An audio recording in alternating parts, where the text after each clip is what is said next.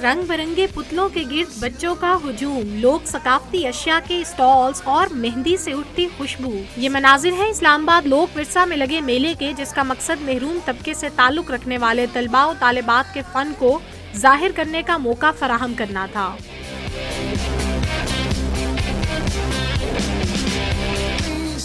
मेले में ड्रामाई अंदाज में बच्चों पर किए जाने वाले सितम की मजम्मत की गई। पपेट शो से बच्चे खूब महजूज हुए और ज्वेलरी स्टॉल से खरीदारी भी की।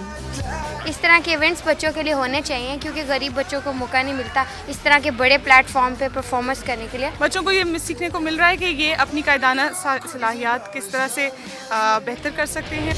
बच्चों में सर्टिफिकेट्स तकसीम करके उनकी हौसला अफजाई की गई और उन्हें बताया गया कि तंगदस्ती के बावजूद वो किस तरह हुनर के जरिए जिंदगी के तूफानों का मुकाबला कर सकते हैं। लोक विरसा में लगा ये मेला हालात से सताए हुए बच्चों के चेहरे पर मुस्कुराहटें बिखेरने का एक अहम जरिया है। कैमरामैन बिलाल खान के साथ सादिया राफी, डॉन न्यूज़, इस्लामाबाद।